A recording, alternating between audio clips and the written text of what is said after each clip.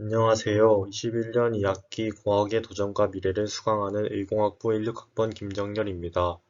지금부터 인류를 위한 나의 도전과제 발표를 시작하겠습니다. 목차로는 1번 도전과제 선정, 2번 탄소로 인한 전세계의 환경 문제, 3번 탄소를 줄이는 생활습관 순으로 발표를 하겠습니다.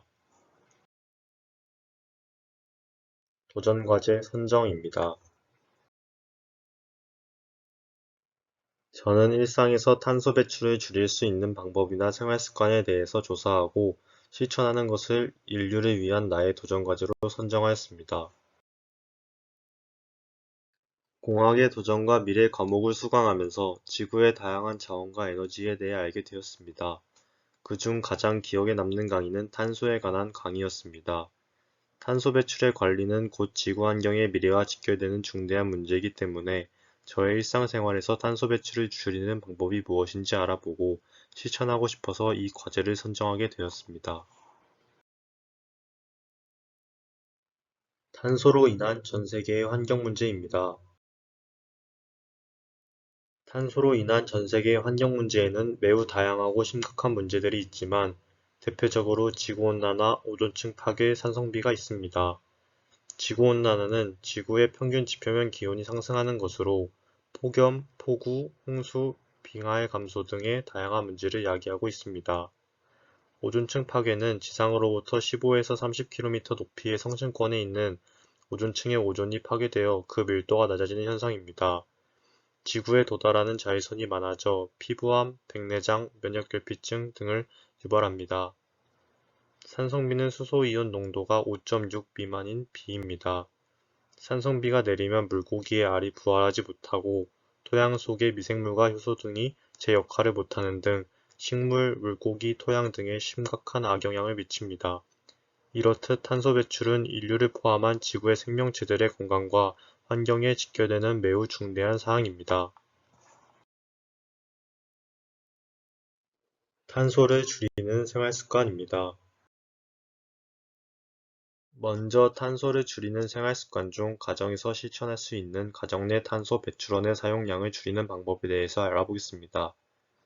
실내 온도 조절하기. 오늘날 우리 가정에서는 여름에는 에어컨, 겨울에는 보일러를 사용하는 것이 일반적입니다. 여름철 적정 실내 온도는 26도, 겨울철 적정 실내 온도는 20도로 설정하는 것이 탄소 배출을 줄일 수 있습니다. 여름철에는 에어컨보다는 선풍기 사용하고 겨울철에는 내복을 착용하는 것이 탄소 배출을 절감하는 데 도움이 됩니다. 샤워 시간 줄이기.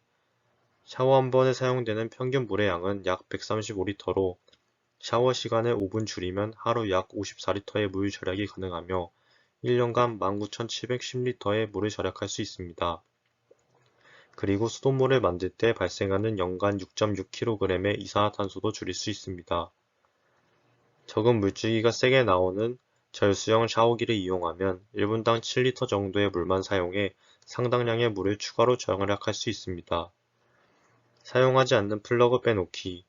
대기전력으로 낭비되는 전력은 가구당 10% 가까이 된다고 합니다. 대기전력 소모를 막기 위하여 전자제품을 사용하지 않을 때에는 플러그를 뽑아놓는 것이 좋습니다. 사용하지 않는 플러그를 뽑아둘 경우 연간 360kW의 절감과 연간 150kg의 CO2를 절감할 수 있다고 합니다. 이어서 일상생활에서 탄소 배출량을 줄이는 방법에 대해 알아보겠습니다. 장바구니 이용하기.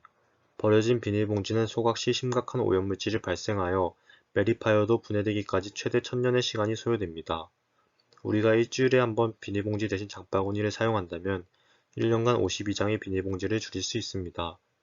비닐봉지 한 장에서 발생하는 온실가스 47.48g을 줄일 수 있으며 연간 2.5kg의 온실가스를 줄일 수 있습니다. 우리나라에서도 2019년 1월 1일부터 자원재활용법에 따라 대형마트와 백화점, 복합상가 등에서 일회용 비닐봉지 사용을 금지하고 있습니다. 친환경 소재 제품 사용하기.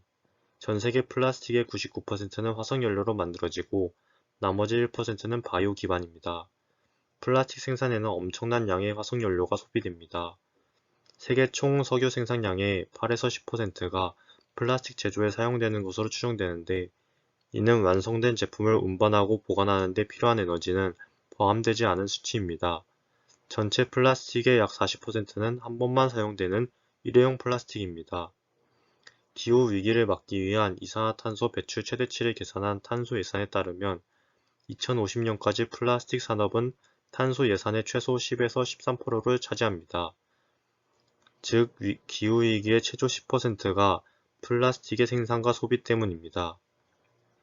친환경 소재에는 목재 펄프로 제조되어 자연분해와 재활용이 가능한 소재인 리오셀, 가장 흔하게 접할 수 있는 친환경 섬유인 목화솜, 항균력과 약취 제거에 뛰어난 대나무 섬유, 콩기름 추출물로 만든 콩섬유 등이 있습니다.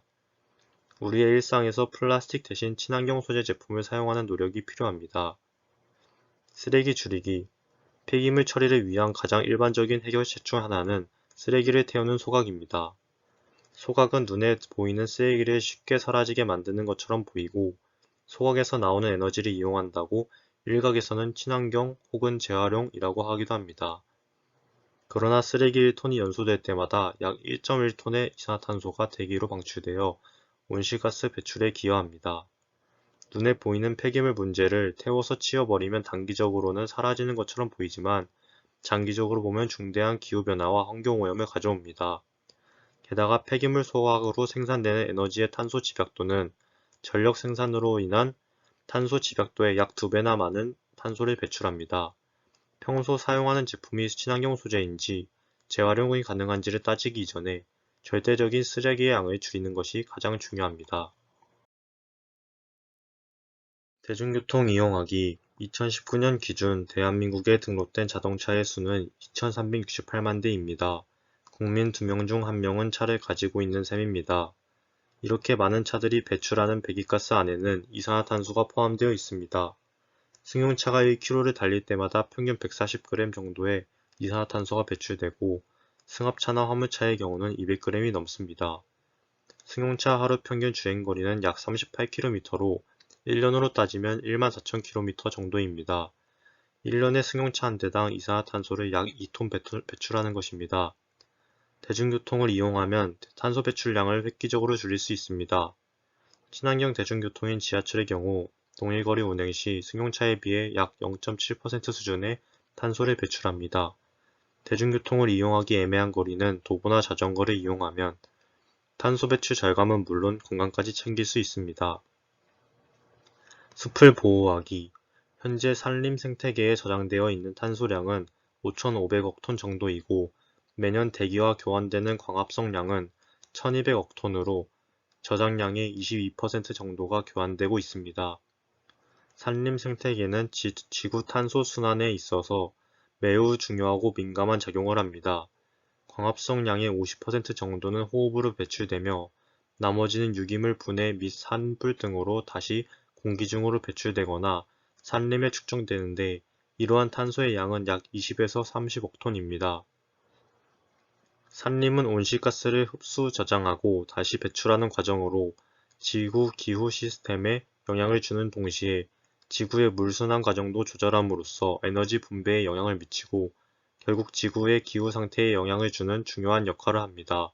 산림 생태계의 주요 탄소 저장고는 나무와 토양으로 숲을 잘 가꾸고 보존하면 나무와 토양에 더 많은 탄소를 저장할 수 있으나 숲이 훼손되거나 온난화로 온도가 높아지면 나무와 토양에 있는 탄소가 대기 중으로 배출됩니다.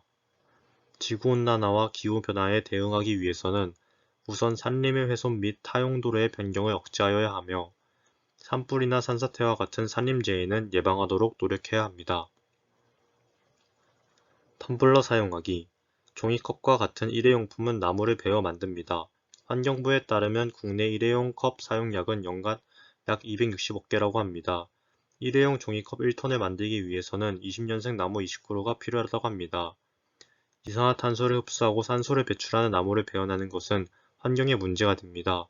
일회용 종이컵 대신 텀블러를 사용한다면 자원을 아낄 수 있을 뿐만 아니라 지구온난화와 온실효과를 막을 수 있습니다. 이상으로 인류를 위한 나의 도전과제 발표를 마치겠습니다. 한 학기 동안 고생하셨습니다. 감사합니다.